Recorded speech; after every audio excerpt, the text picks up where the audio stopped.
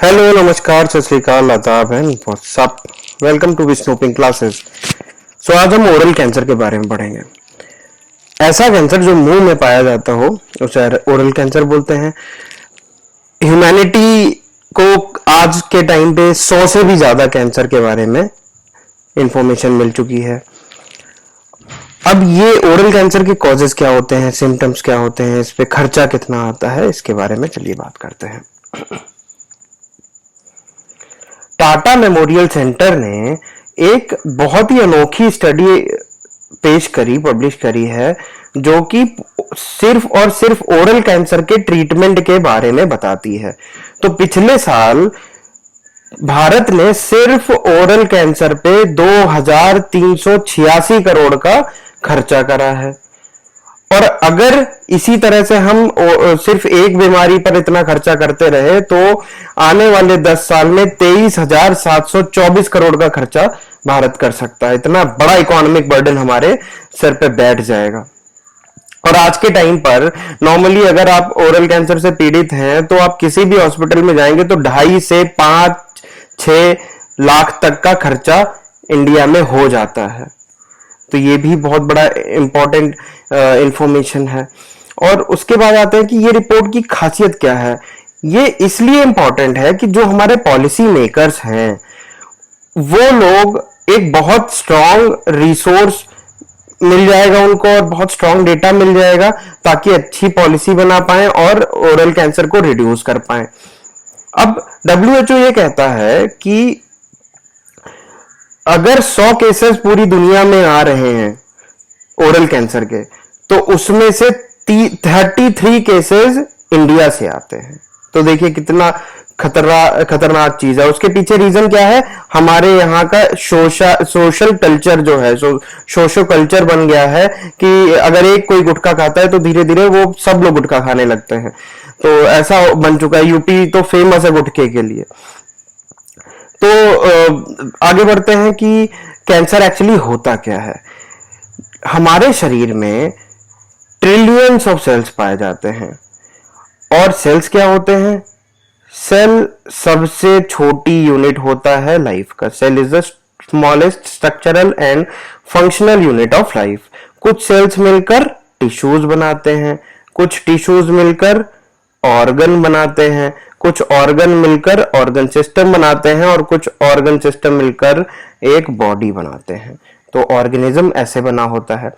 तो जब सेल्स क्या है कि हर कुछ समय में बनते हैं और बिगड़ते रहते हैं, मतलब पैदा होते हैं और फिर डैमेज हो जाते हैं। ये प्रोसेस है। बट जब ये डिवीजन जो है अनकंट्रोल हो जाए, असामान्य हो जाए और ये डिवीजन होते होते ये एक गांठ सी बना दें, उसको हम ट्यूमर बोलते हैं। तो डैमेज सेल्स जनरली एक जगह इकट्ठा हो जाते हैं और डिवाइड करते रहते हैं और उसकी वजह से एक ट्यूमर बन जाता है। और वो ट्यूमर को हम एक गांठ कह सकते हैं। वो टिश्यूज की एक गांठ होती है। ट्यूमर 2 टाइप के होते हैं, एक होता है बिनाइन और एक होता है मैलिग्नेंट। बिनाइन वर्ड का मतलब है काइंड, जेंटल।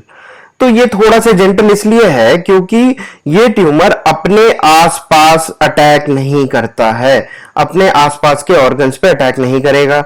ये साइज में तो काफी बड़े हो जाते हैं, पर अगर आप इनको रिमूव कर देते हैं सर्जरी के बाद तो ये दोबारा जल्दी वापस नहीं आते। पर बिनाइन ट्यूमर अगर ब्रेन में हो गया तो वो उसका कोई ट्रीटमेंट नहीं है, वो बहुत खतरनाक होता है। अब आते हैं मैलिग्नेंट या फिर कैंसरस। अब कैंसरस ट्यूमर क्या होता है कि साइज में बड़ा होता जाएगा और फिर ब्लड स्ट्रीम से कनेक्ट हो जाएगा और फिर इसके छोटे छोटे पीसेस ब्लड के थ्रू अलग अलग ऑर्गन्स में जाते जाएंगे और वहां पे ये अलग अलग ऑर्गन्स में ट्यूमर्स पैदा कर देगा। इस प्रोसेस को हम मेटास्टेसिस बोलते हैं। ये बहुत खतरनाक स्टेज होती है। अब आते हैं कि ओरल कैंसर का सिम्टम क्या है। एक तो बहुत बड़ा सिम्टम होता है जो कि सब म्यूकस फाइब्रोसिस में भी पाया जाता है कि जो लोग बहुत ज्यादा गुटखा खाते हैं उनका मुंह बहुत ज्यादा नहीं खुलता है, बहुत कम मुंह खुलता है, वाइड नहीं ओपन हो पाता है। एक ये बहुत बड़ा सिम्टम है। दूसरा, अगर आप आपके माउथ में लगातार अल्सर्स बने रहे, छाला बनता रहे 2 हफ्ते तक, तो आपको दिखा लेना चाहिए किसी एक्सपर्ट को। अब जो लोग बहुत ज्यादा गुटखे के शौकीन होते हैं वो लोग क्या करते हैं कि घंटों तक उसको चबाते रहते हैं, इवन कई लोग तो खा के सो जाते हैं। अब वो जब एक जगह पड़ा रहता है तो उसकी वजह से हमारे अंदर इनर लाइनिंग के टिश्यूज में और हमारे अंदर वाले जो टंग के अंदर के पोर्शन में यहाँ पे व्हाइट कलर के पैचेस बन जाते हैं या फिर रेड कलर के बन जाते हैं। जब ये व्हाइट कलर के पैचेस इस तरह से बन जाते हैं तो इसको हम ल्यूकोप्लेकिया बोलते हैं। ये कैंसर की एक शुरुआत समझ लो आप, कि अगर इसे नहीं ट्रीट किया गया तो ये कैंसर में कन्वर्ट हो जाएगा। अगर ये रेड पैचेस के हैं तो इसका नाम होता है एरिथ्रोप्लेकिया।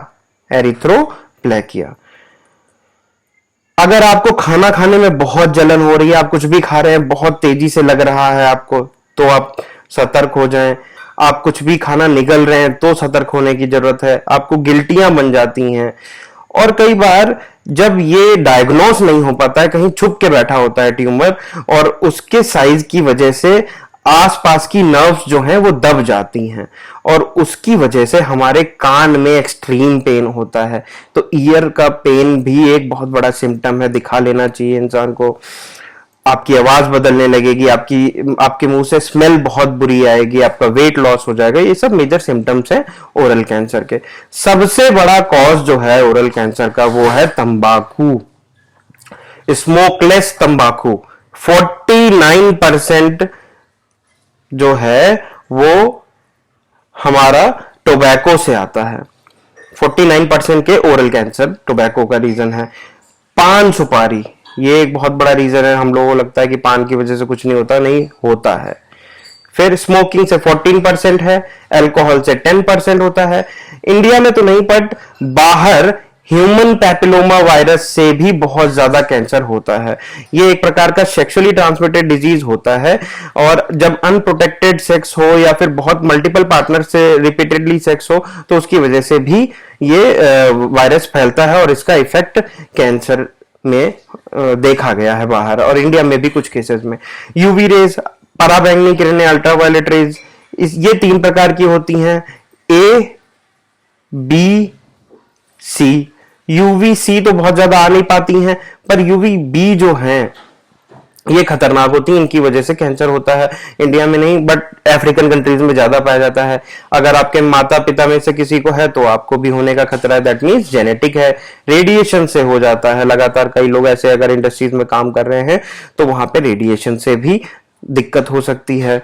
और ये हम देख सकते हैं कि अलग अलग इंडिया में अलग अलग रीजन्स में अलग अलग परसेंटेज और अलग अलग रिस्क फैक्टर्स हैं, और अलग अलग परसेंटेज है, एज है, ये सब डिविजन्स दिए गए हुए हैं।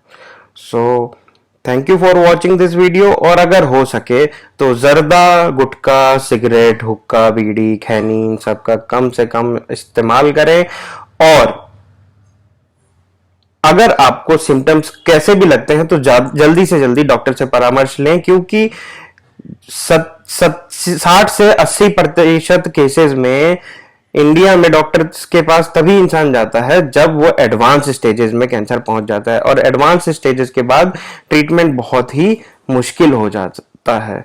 और जैसा मैंने बताया कि 2.5 से 5-6 लाख तक का खर्चा आ सकता है ओरल कैंसर के ट्रीटमेंट में। सो बेहतर होगा कि इन चीजों का, तंबाकू का इस्तेमाल कम किया जाए। So thank you for watching this video. जय हिंद।